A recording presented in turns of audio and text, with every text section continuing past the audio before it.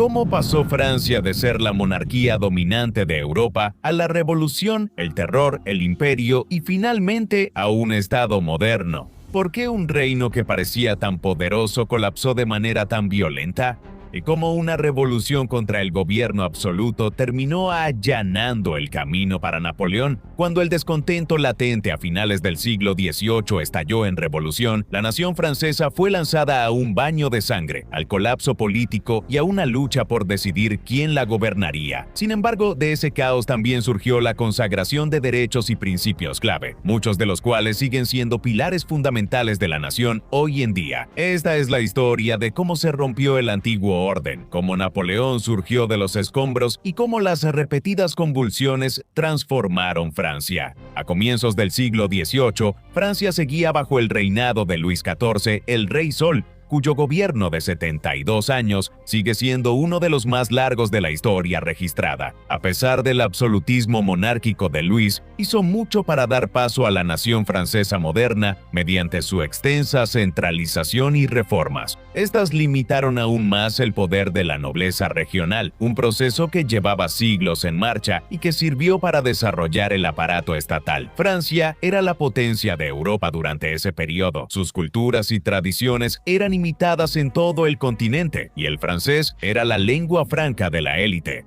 Se había logrado mucho desde los días tumultuosos de la Reforma y las guerras de religión. Sin embargo, el monarca estaba envejeciendo y a pesar del éxito de Francia, el país estaba endeudado económicamente y demasiado comprometido. Como lo habían demostrado los siglos anteriores, el programa de un rey nunca era garantía del éxito del siguiente. Debido a que su reinado duró tanto tiempo, sobrevivió a sus siguientes herederos directos, así que fue su nieto, Luis XV, quien heredó la corona a los 5 años de edad. Durante las primeras décadas de su reinado, gran parte del poder quedó en manos de sus familiares. El joven Luis pudo cosechar las recompensas del productivo reinado de su abuelo. Francia seguía en la cima de su poder cultural. Mantuvo estas muestras externas mediante el patrocinio de las artes y una serie de grandes edificios. De hecho, se construyeron más que bajo su predecesor. Sin embargo, internamente las cosas se estaban estancando. Tomó pocas decisiones que modernizaran la nación. Mantuvo la carga fiscal sobre los pobres alta y socavó la posición de la monarquía debido a los numerosos escándalos financieros en los que estuvieron implicados sus funcionarios. En última instancia, aunque no fue un rey desastroso por sí mismo, el supuestamente tímido Luis tampoco hizo mucho para desarrollar la nación o asegurar la posición de la monarquía en una Francia cada vez más estratificada socialmente. La era de la Ilustración ya había llegado a Europa. Se basó en aspectos del humanismo renacentista y su énfasis en la racionalidad, pero fue más allá. El empirismo, la primacía de la ciencia y una nueva tradición filosófica y de debate llegaron a dominar. Se desarrolló tanto en las instituciones educativas de élite de Francia como en su vibrante vida urbana de cafés y salones, impulsado por la expansión de las redes editoriales. El comercio global y el intercambio científico representó un desafío significativo a las explicaciones religiosas y tradicionales más antiguas sobre la política y la sociedad. Con titanes de la época como Voltaire dejando su huella, el monarca francés y el Estado, ahora bien establecidos como patrocinadores del arte, al principio fueron partidarios. Sin embargo, a medida que este floreciente movimiento ganaba impulso, comenzaron a darse cuenta de la amenaza que representaba. Las demandas ahora incluían más derechos para el hombre común y un desafío previsible a la idea del derecho divino de los reyes. Este era el fundamento ideológico de la futura revolución, que aunque tardaría décadas en surgir, ya estaba gestándose. Mientras que las posesiones coloniales habían alcanzado su apogeo bajo su predecesor, Luis XV supervisaría un drástico deterioro de la situación, con la derrota de Francia ante Gran Bretaña en la Guerra Franco-India. Este frente formaba parte de la más amplia guerra de los 7 años que se libraba en Europa, y en el Acuerdo de Paz Final de 1763 Francia se vio obligada a ceder la mayor parte de su imperio continental en Norteamérica a Gran Bretaña, mientras que Luisiana, al oeste del Mississippi, pasó a manos de España.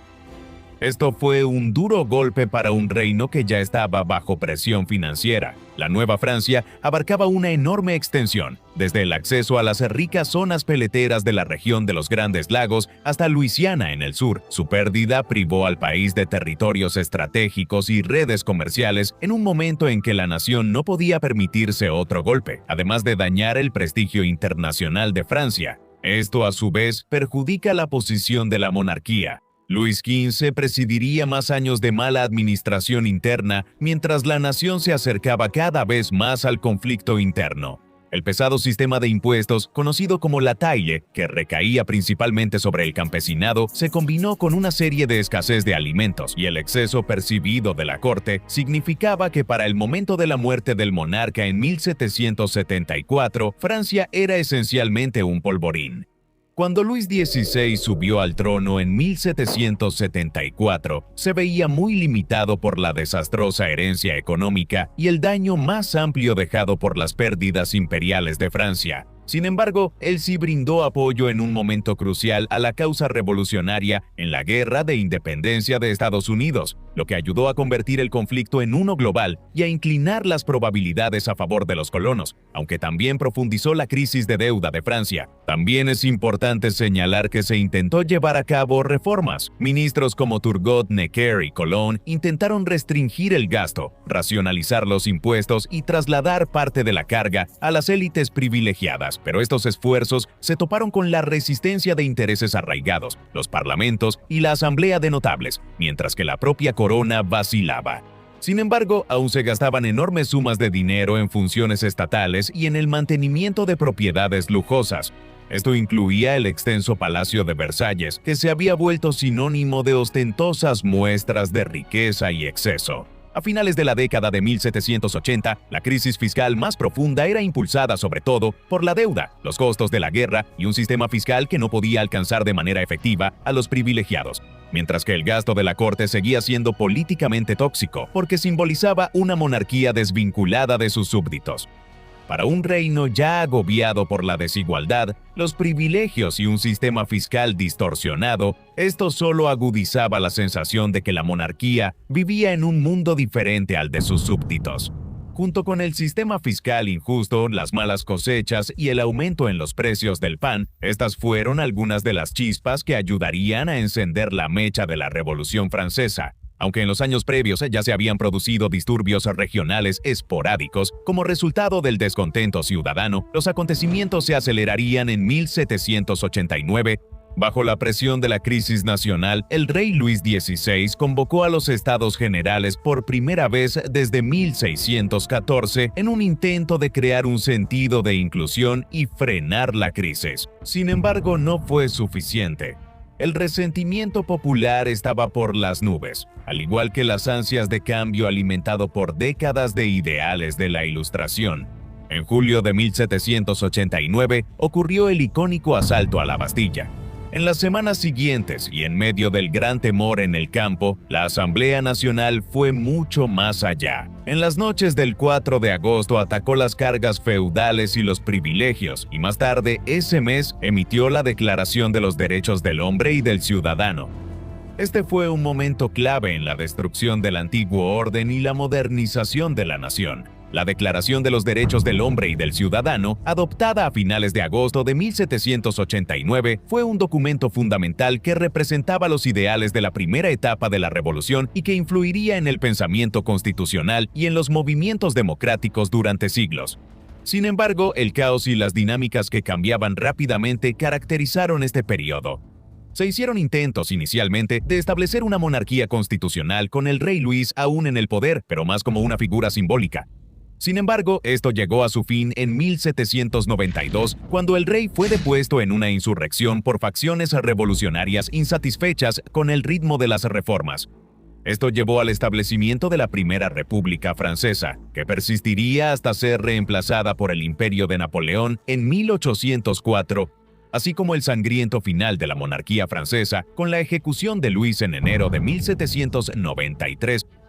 El reemplazo de un marco monárquico de siglos por un país gobernado por ciudadanos resultó ser un proceso desafiante y el conflicto dominó el liderazgo durante los años siguientes. Un nuevo órgano de gobierno, el Comité de Salvación Pública, supervisaría el reinado del terror durante un año, en el que enemigos políticos y otros serían ejecutados. Alrededor de 17,000 personas fueron ejecutadas oficialmente y miles más murieron en prisión o sin un juicio formal. Esto eventualmente dio paso al directorio más colectivo, que persistió durante otros 4 años. Sin embargo, acosado por divisiones internas y debilidad, finalmente se crearon las condiciones para que Napoleón tomara el poder para sí mismo. El joven comandante estaba en ascenso, habiéndose distinguido en la guerra, como en la batalla de Tolón contra los realistas y aliados extranjeros, incluyendo a Gran Bretaña. También había ayudado notablemente a sofocar una insurrección realista en París. Aquí, en la Plaza del Carrousel, desplegó cañones cargados con metralla para eliminar a la primera línea de realistas que cargaban, asegurando así la victoria y su creciente prestigio en la nación. Siempre oportunista y viendo a la nación desgarrada por estas divisiones, Napoleón hizo su jugada. En el golpe de Estado de noviembre de 1799, Napoleón tomó el poder y estableció el consulado.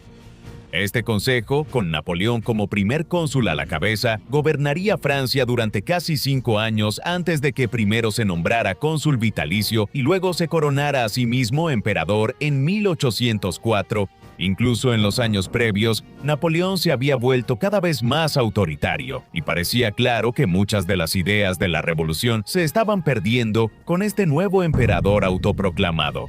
Se podría decir que la guerra casi constante emprendida por los vecinos de Francia, quienes eran hostiles a la revolución y a esta nueva amenaza antimonárquica, había creado las condiciones para Napoleón. La presión militar externa dio lugar a la necesidad de un caudillo militar, con lo cual el modelo de gobierno ciudadano y su etapa inicial no podían competir. A pesar de que Napoleón pisoteó muchos de los ideales de la revolución en su camino hacia convertirse en emperador, aún así llevó a cabo muchas reformas. Estas resultaron significativas para modernizar la nación, aunque a menudo no estaban alineadas con las intenciones del movimiento de finales del siglo XVIII que había derrocado a la monarquía. Napoleón puede ser visto como la figura que finalizó el proceso de centralización del poder alrededor del gobernante. Esta había sido una lucha constante para los reyes franceses desde los primeros tiempos de la nación, ya que muchos nobles regionales disfrutaban de casi total autonomía durante largos periodos. Ahora, sin embargo, como un emperador al estilo de César, Napoleón concentró un enorme poder en torno a sí mismo en su corte de París. Una nueva clase de prefectos capaces fue encargada de administrar las regiones de Francia, figuras poderosas e importantes, pero fundamentalmente sirvientes del Estado y no nobles del pasado que se presentaban como gobernantes. Esto sirvió para simplificar y aumentar la eficiencia de los procesos administrativos, además de proporcionar mayor uniformidad en las regiones tan diversas de Francia. Él supervisó el desarrollo masivo de infraestructura, la centralización de la educación y un énfasis en la meritocracia sobre los derechos heredados de los nobles. El sistema de impuestos, que prácticamente se había derrumbado durante los años de la Revolución, también fue reconstruido y desarrollado hasta convertirse en un ejemplo moderno y eficiente para la época. Con este sistema en funcionamiento, Francia podía planificar a futuro, financiar mejor a su ejército y, en general, funcionar como lo que hoy reconoceríamos como un Estado-nación más moderno. En el ámbito religioso, el cambio radical realizado por la primera etapa de la Revolución fue abandonado y las relaciones se normalizaron con la Iglesia Católica mediante el Concordato de 1801. Esto ayudó a restablecer las relaciones con el papado, devolvió el culto católico a un marco público reconocido y redujo una de las principales fuentes de inestabilidad, aunque en términos que mantenían al Estado firmemente en control de los nombramientos y de gran parte de la vida eclesiástica. Napoleón, siempre pragmático, también concedió tolerancia a otras denominaciones religiosas, haciendo menos probable un regreso a los conflictos sectarios de siglos anteriores, aunque las tensiones no desaparecieron por completo. En muchas de estas áreas se puede ver que Napoleón estaba influenciado por los ideales de la Ilustración y él mismo también tenía en alta estima las ciencias y las artes. Esto se refleja en el Código Napoleónico II, que consolidó la igualdad ante la ley, los derechos civiles de propiedad y el fin de los privilegios feudales. Aunque estandarizó la herencia, también fortaleció la autoridad paterna y limitó los derechos de las mujeres en comparación con la Revolución. Muchos de estos principios civiles, aunque no todos, han permanecido como pilares fundamentales de la nación. Sin embargo, en cuanto a su enfoque personal para gobernar, fue más un emperador autocrático que la democracia ciudadana que imaginaban los pensadores de la Ilustración. De cualquier manera, Napoleón inauguró una era de dominio para Francia, infundiendo una confianza que se había desvanecido durante los turbulentos años revolucionarios. Sin embargo, su programa al final sería definido y dominado por amenazas externas. Ellos ayudaron a asegurar que su reinado fuera relativamente corto y que el caos regresara una vez más al gobierno francés. Desde antes de su ascenso al poder, los estados europeos rivales se habían estado movilizando contra la Francia revolucionaria. Su giro antimonárquico fue visto como una gran amenaza, pero también lo fue su creciente poder en Italia, los Países Bajos, Suiza y las tierras alemanas. Napoleón se ocupó de estas luchas como un joven líder militar, primero en Tolón y luego durante su campaña en Italia de 1796 a 1797, lo que consolidó su reputación como un líder militar verdaderamente capaz. Las guerras de la Segunda Coalición se desarrollaron entre 1798 y 1802, enfrentando a Francia contra una alianza cambiante que incluía a Gran Bretaña, Rusia, el Imperio Otomano, Austria y varios estados italianos. El objetivo básico de la coalición era revertir los avances franceses y contener al Estado revolucionario antes de que su modelo político y sus ejércitos se expandieran aún más. En 1800, Napoleón cruzó los Alpes, avanzó hacia el norte de Italia y en Marengo convirtió lo que casi había sido un día desastroso en una victoria ajustada que aseguró Lombardía y fortaleció su autoridad política en París.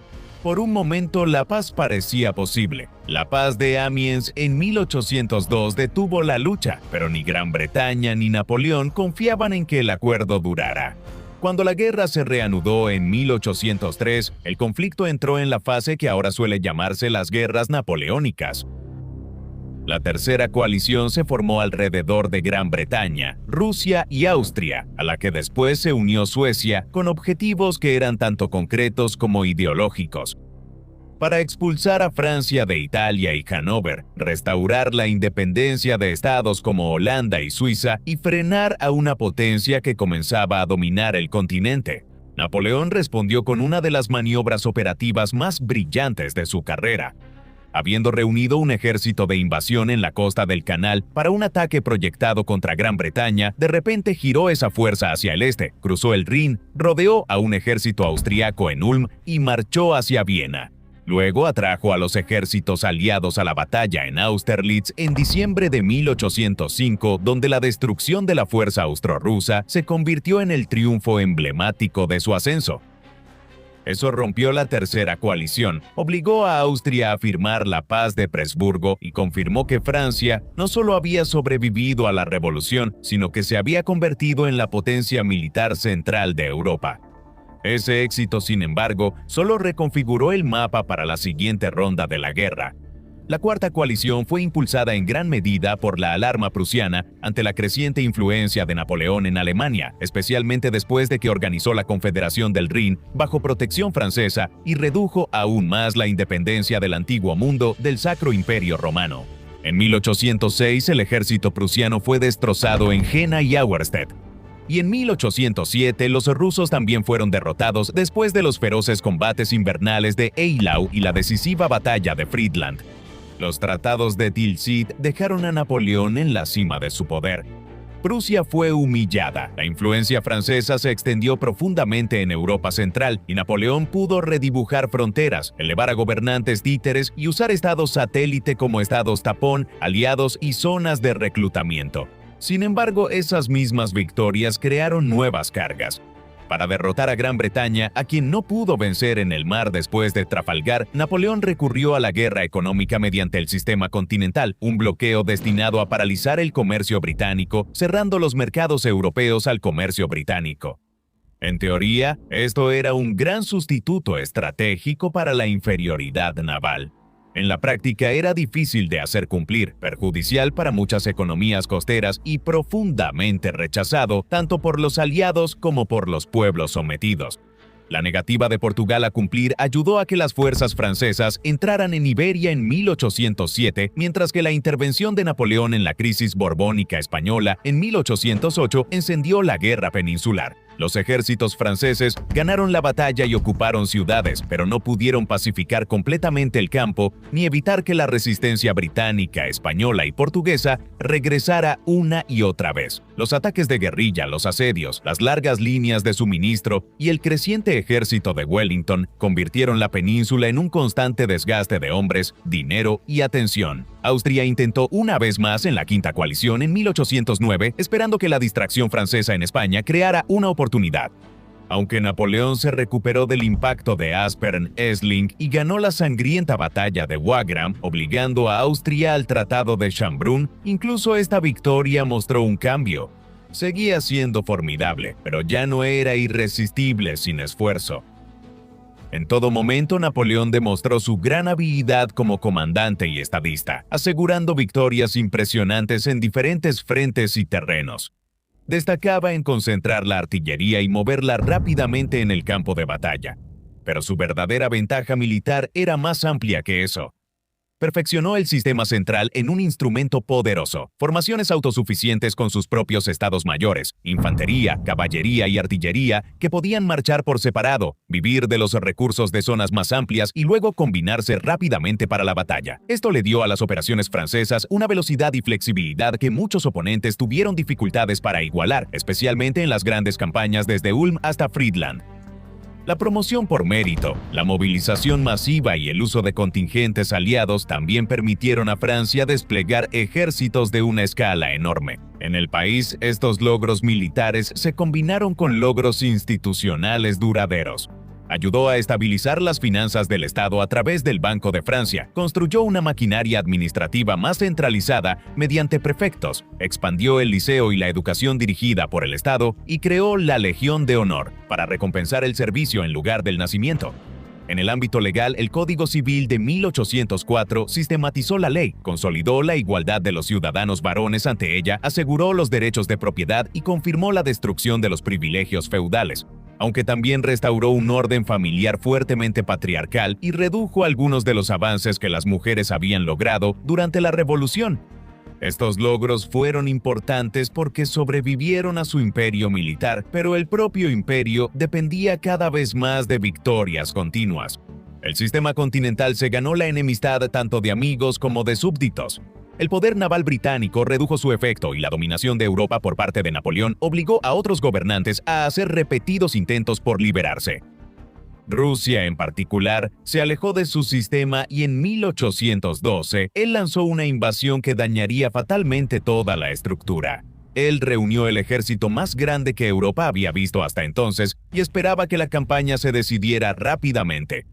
Pero los rusos cedieron terreno para ganar tiempo, retirándose hacia el interior, rechazando una paz decisiva después de Borodino y abandonando Moscú en lugar de rendirse en la guerra.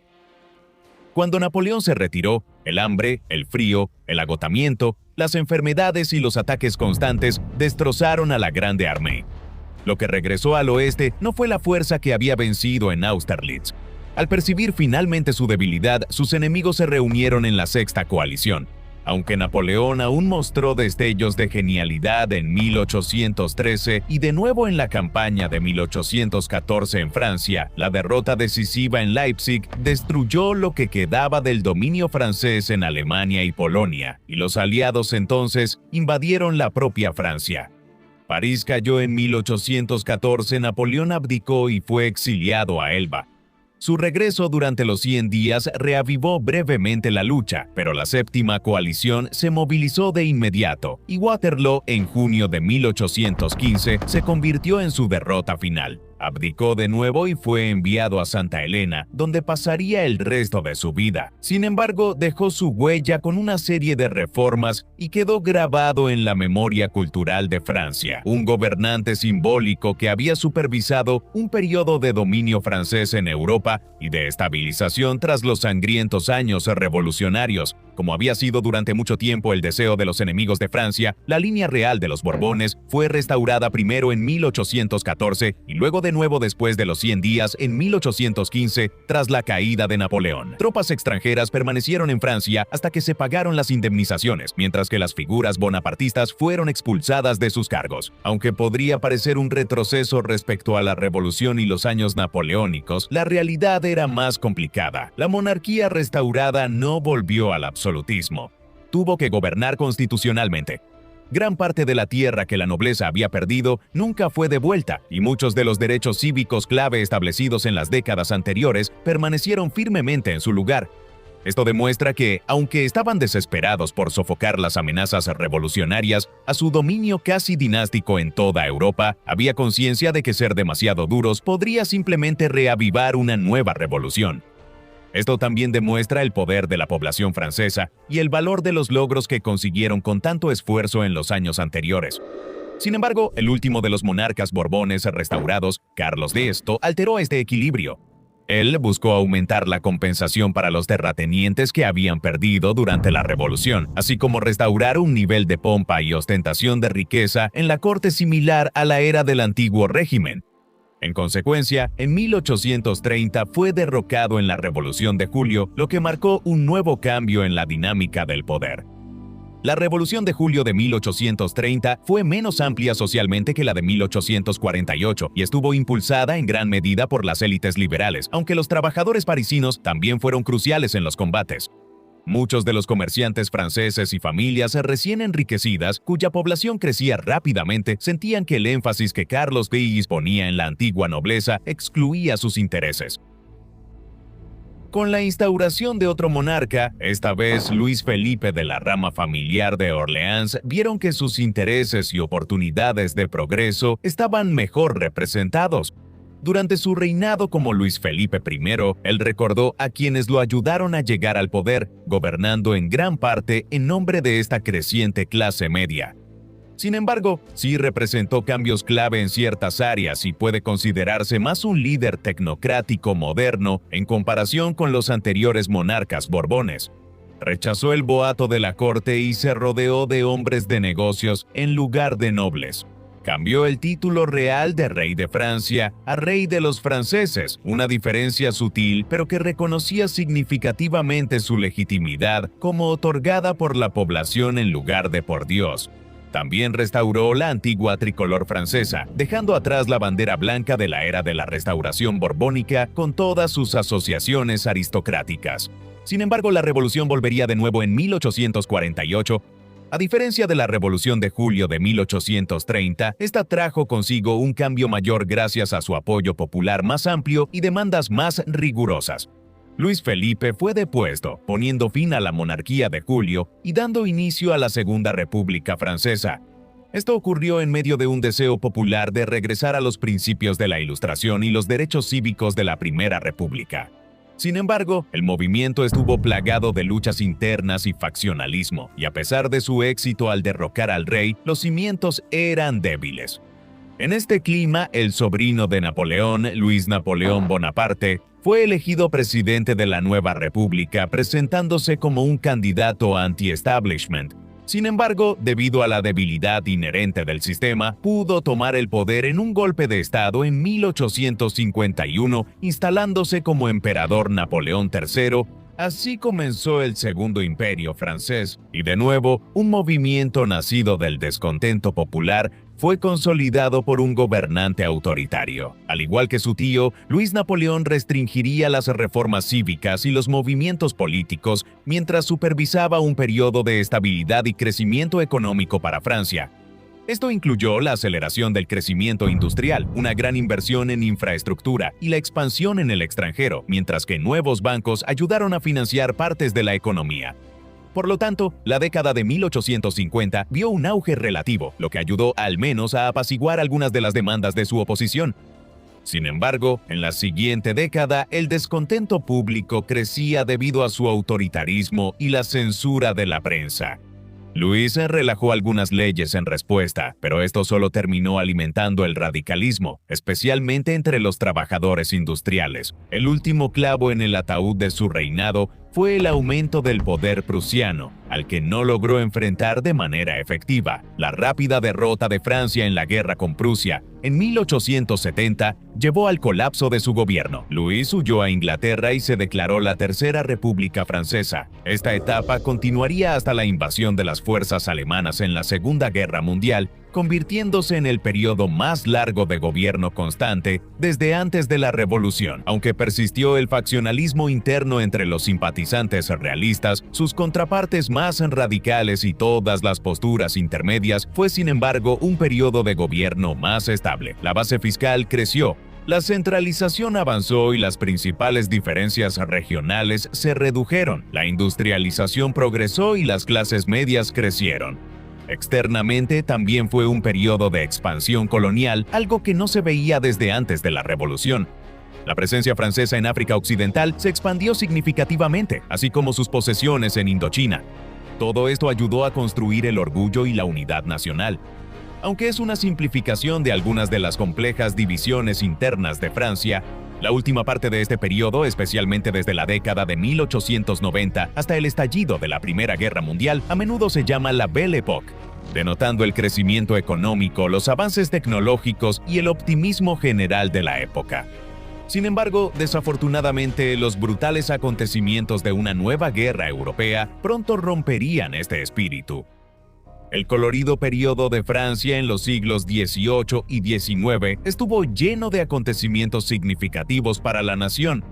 Desde los últimos días de un opulento antiguo régimen hasta la sangrienta revolución y los profundos cambios que trajo consigo. Estos años derribaron viejas estructuras y obligaron a Francia a redefinir quién tenía el poder y sobre qué bases. Esto incluiría la consagración en la ley de algunos principios cívicos clave e ideales de la Ilustración, así como el establecimiento de las condiciones para el ascenso de Napoleón y décadas de nuevos conflictos europeos. Entonces, ¿cómo se volvió moderna Francia? No fue a través de una sola revolución simple, sino mediante ciclos repetidos de revolución, terror, imperio, restauración y república.